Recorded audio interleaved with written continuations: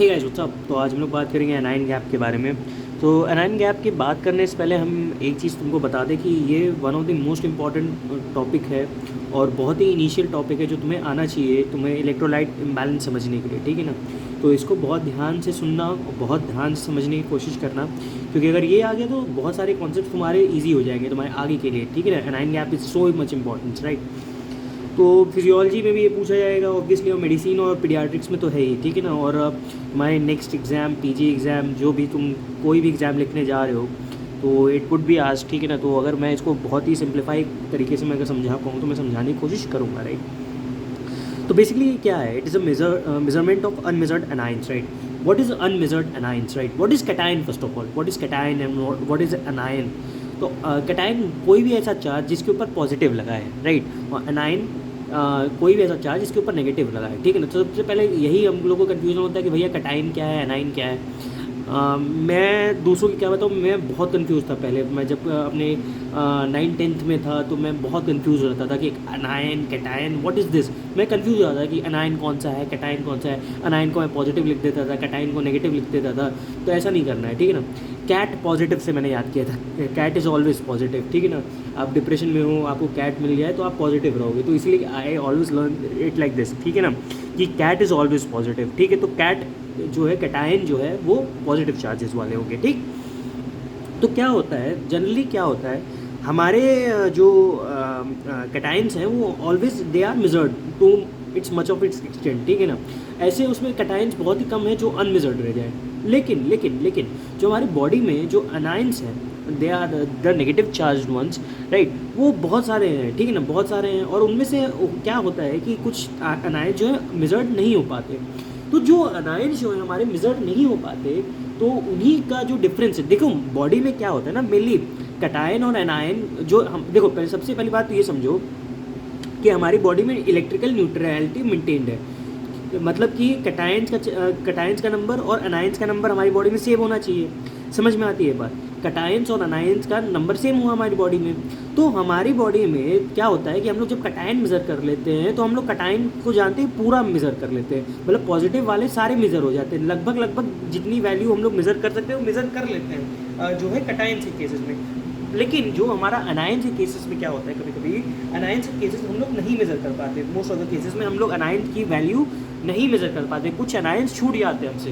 तो उन्हीं का जो छूटे हुए अनायंस का मेज़र है वो हम लोग इससे अनायन गैप से कैलकुलेट करते हैं, ठीक। तो यही कहना चाह रहे, it is a measurement of unmeasured anions, right. तो sodium and potassium plus unmeasured cations is equal to chloride plus bicarbonate plus unmeasured anions, ठीक। इनिशियल इक्वेशन तो यही है, क्योंकि हमारी बॉडी में इलेक्ट्रिकल न्यूट्रलिटी मेंटेन करनी है हमने, और इनिशियल इक्वेशन हमारी बॉडी में यही रखना है अपने को। समझ में आती है ये बात। अभी इनिशियल इक्वेशन में क्या है कि जो अनमेजर्ड कैटायंस का जो वैल्यू होता है बहुत ही कम रहता है, इट इज़ नेग्लिजिबल, तो इसको हम हटा देते हैं। तो पोटेशियम प्लस सोडियम अभी हो गया। और हमारी बॉडी में जानते हैं कि सबसे ज़्यादा अनाइंस की अगर मैं बात करता हूँ तो दो अनाइंस की हम लोग ज़्यादातर केसेस में बात करते हैं, क्लोराइड और बाइकार्बोनेट। इसके अलावा बहुत सारे ऐसे अनाइंस हैं जिसकी वैल्यू होती तो है, ठीक है ना, लेकिन जो उनकी वैल्यू ऑब्वियसली होती है लेकिन इतनी सिग्निफिकेंट होती है कि वो गैप क्रिएट कर देती है, कि वो कुछ मेजरमेंट आपको बता सकती है। तो इसीलिए हम लोग वो इस जो इसका है इसका वैल्यू हमने कैलकुलेट करना है। तो कैसे करेंगे, सोडियम पोटेशियम का वैल्यू लिया, इसको हटा दिया क्योंकि एकदम सिग्निफिकेंट वैल्यू नहीं है, very very less, so not taken into account, बहुत ही कम है तो इसको अकाउंट में लेते हैं। तो माइनस करेंगे इसमें, अरे एक सिंपल इक्वेशन लगाओ, इसको इधर भेज दो तो माइनस हो जाएगा, माइनस क्लोराइड प्लस ये बाइकार्बोनेट ब्रैकेट में, ठीक। अभी इसमें क्या होता है, पोटेशियम का भी कंसंट्रेशन बहुत ही कम होता है, तो पोटेशियम का भी नेग्लिजिबल अमाउंट पे कंसंट्रेशन होता है, इसीलिए हम इसको भी नहीं, क्योंकि 3.5 पॉइंट इतना मतलब नहीं रखता है, ठीक है ना, एकदम मतलब एटमोस्ट ऑफ द केसेस में। तो इसलिए पहले तो सोडियम रखेंगे minus chloride plus bicarbonate bracket में, और यही एनाइन गैप है। तो जहाँ तक हम लोग जानते हैं कि जो सोडियम कंसंट्रेशन होता है अप्रॉक्सीमेटली 135 टू 141 मिली इक्विवेलेंट, और क्लोराइड के जानते हैं 105 के अराउंड होता है, बाइकार्बोनेट का अराउंड 24 मानते हैं हम लोग। तो अगर ये निकालेंगे इसका एनाइन गैप तो अप्रॉक्सीमेटली 12 मिली इक्विवेलेंट पर लीटर आएगा। अब इसी में अगर हम लोग प्लस माइनस 4 जो कि हम लोग 3.5 टू 5 हम लोग मान के चलते, तो अगर मैं 4 का एवरेज वैल्यू लेके चलूँ तो ये 8 से 16 तक का तुम्हारा अनाइन गैप बनता है, ठीक है ना, 12 इक्विवेलेंट में प्लस माइनस 4 अगर किया, ठीक। तो अनायन गैप कितना होगा, तुमसे कोई पूछे कि अनायन गैप भाई साहब बताओ कितना होता है, तो आप बोलोगे अप्रॉक्सीमेटली 12 मिली इक्विवेलेंट पर लीटर होता है, लेकिन हम इसकी वैल्यू जो है 8 से 16 तक मान सकते हैं कि नॉर्मल होगी, ठीक है ना। अब इसका क्लिनिकल एप्लीकेशन क्या है, अभी लोग जानते हैं कि चलो अनायन गैप जान लिया, ठीक है ना, ये होता है अनायन गैप। क्यों पढ़ क्यों रहे हैं हम लोग अनायन गैप, क्या इंपॉर्टेंस है इसका, क्या इंपॉर्टेंस है, ठीक। तो metabolic acidosis with increase अनायन gap, देखो क्या होता है कि जब एसिडोसिस होगा बॉडी में, एसिडोसिस हुआ बॉडी में, ठीक है, मान लो एसिडोसिस हो गया। अभी एसिडोसिस में क्या होता है, बेसिकली बाइकार्बोनेट आयन जो है कम हो जाता है। अभी बाइकार्बोनेट आयन किधर है, ये माइनस करना है हमने जो है बाइकार्बोनेट आयन को माइनस करना है। अगर ये कम हो गया बाइकार्बोनेट आयन, तो ऑफकोर्स सी बात है कि इसकी वैल्यू बढ़ जाएगी। इक्वेशन में रख के देखना, क्योंकि अगर देखो ये 24 से कम हो गया, ये 24 में से कम हो गया, मान लो 24 से ये कम हो गया, मान लो ये हो गया 10, तो ये क्या होगा, तो ये अगर इसमें 105 में 110 जोड़ेंगे तो 115, तो 141 में 115 बढ़ाएंगे तो अनायन गैप ऑब्वियसली बढ़ जाएगा, ऑब्वियसली, ठीक ना। तो मेटाबॉलिक एसिडोसिस में क्या होता है, इंक्रीज अनायन गैप रहता है नॉर्मली, ठीक है ना।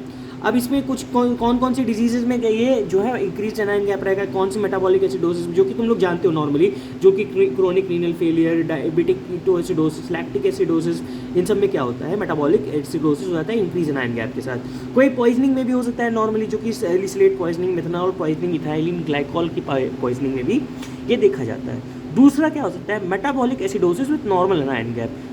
अब ये क्यों होगा, अब मैंने अभी बताया कि हाँ नॉर्मली तो ये होगा, अब तुम कहोगे कि यार अब चलो ठीक है कि मेटाबॉलिक एसिडोसिस होगा, नॉर्मल अनायन गैप क्यों हो जाएगा, अगर एसिडोसिस है तो ऑब्वियसली ये अनायन गैप बढ़ना चाहिए, ठीक है, तुम्हारी बात से मैं समझ रहा हूँ, लेकिन मैं किस कंडीशन में ये बोल रहा हूँ, देखो क्या यहाँ पे एग्जाम्पल किसका लिया है, जीआई फ्लूइड लॉस, जैसे कि डायरिया। अभी जीआई फ्लूइड लॉस में क्या होता है, बेसिकली क्लोराइड का ऊपर एक इफेक्ट पड़ता है, ठीक। अगर तुम लोग बेली एंड लव का जो है फ्लूइड एंड इलेक्ट्रोलाइट वाला बैलेंस देखोगे तो इसके ऊपर इनने 2 से 3 पैराग्राफ दिए हैं, metabolic acidosis with normal अनायन gap. मैं कोशिश करूंगा कि तुम्हें एक लाइन में समझा दूँ, एक लाइन बस तुम रट लो, अगर तुमसे रटा जा रहा है रट लो, क्योंकि समझाने जाओगे तो तुम्हारे आज पूरा दिमाग का दही हो जाएगा, ठीक है, समझाने नहीं जा रहा मैं उसको, एक लाइन रट लो कि अगर कोई भी कंडीशन जो कि क्लोराइड से एसोसिएटेड हो in the case of अनायन gap, ठीक है ना, अगर क्लोराइड से एसोसिएटेड हो तो उसमें अनायन गैप के ऊपर कोई खास फर्क नहीं पड़ता है, ठीक है। अगर एसिडोसिस हो रहा है उस पर क्लोराइड के कारण से हो रहा है तो अनायन गैप पे कोई फर्क नहीं पड़ता है। जीआई फ्लूइड लॉस में किसका फ्लूइड लॉस होता है, सोडियम प्लस क्लोराइड का, अगर क्लोराइड का ही लॉस हो रहा है ना, ठीक है ना, क्लोराइड का लॉस हो रहा है, डायरिया में किसका लॉस हो रहा है, क्लोराइड का लॉस हो रहा है, तो क्या होगा, metabolic acidosis with normal अनायन gap, ये होगा, ठीक। एक लाइन याद रखो अभी, अच्छा ठीक है, अगर तुम्हें जानने का शौक ही है कि हाँ भैया मेरे को बताओ क्यों होता है, अभी तो सुन लो, एक मैं कोशिश करूँगा समझ जाने की, अगर समझ में आता है ठीक है, नहीं समझ में आता है तो जय माता दी, ठीक है ना। तो देखो क्या होता है, बेसिकली क्लोराइड जो है एसोसिएटेड होता है कोई भी जो एसिड के साथ, ठीक है ना। हमारी बॉडी में अगर मान लो कि एसिडोसिस हुआ, ठीक है ना, एसिडोसिस होगा तो क्या होगा, बेसिकली जो है कोई एसिड का कंटेंट बढ़ जाएगा, जैसे HCl हो गया, ठीक है ना, कुछ भी हो गया, तो जो हमारा जो है पॉजिटिव है, देखो एसिडोसिस के केस में क्या होगा, कोई भी एसिड का प्रोडक्शन ज़्यादा होगा, ठीक है ना। तो अगर बॉडी में मान लो कि अगर एसिडोसिस हुआ, तो अगर मान लो कोई भी एसिड आया तो क्लोराइड के साथ एसोसिएटेड, जैसे HCl आया तो उसमें H+ बढ़ाएगा, अगर एसिडोसिस हो रहा है तो H+ बढ़ेगा, तो क्लोराइड भी तो ऑटोमेटिकली बढ़ रहा है, समझ में आती है बात कि अगर H+ बढ़ रहा है तो क्लोराइड भी बढ़ रहा है, अगर क्लोराइड भी बढ़ रहा है तो उसका अनायन गैप क्या होगा, दोनों मिलकर न्यूट्रलाइज कर लेंगे एक दूसरे को, तो क्या होगा, नॉर्मल अनायन गैप हो जाएगा, ठीक है ना। आई होप तुम्हें समझ में थोड़ा सा चमका हो, ठीक है ना। बाकी अगर नहीं चमका हो तो अगर आप चाहो तो बेली लव के लिए रेफर कर सकते हो, और चाहो तो इतने पे रोक सकते हो, क्योंकि ये इतना इंपॉर्टेंट नहीं है, बस इतना जान लो कि हाँ क्यों होता है। अगर एग्जाम्पल भी एक लिख के आ जाओगे बहुत है तुम्हारे लिए। Metabolic acidosis with reduced अनायन gap. अब मेटाबॉलिक एसिडोसिस एक होता है रिड्यूस्ड अनायन गैप के साथ, इसके 2 एग्जाम्पल याद कर लो। मल्टीपल माइलोमा और हाइपरपैराथायरॉइड के केस में क्या होगा, metabolic acidosis with reduced अनायन gap. Reduced यहाँ पे अनायन गैप जो है रिड्यूस हो जाएगा, किस किस केसेस में, तुम्हारा मल्टीपल माइलोमा में और हाइपरपैराथायरॉइड में। तो ये बात रही तुम्हारी कुछ अनायन गैप के बारे में, उम्मीद है तुम्हें समझ में आया होगा, ठीक है। बहुत इंपॉर्टेंट टॉपिक है, उम्मीद करता हूँ तुम्हें समझ में आया होगा, और मिलते हैं तुमसे नेक्स्ट वीडियो में, तब तक के लिए बाय।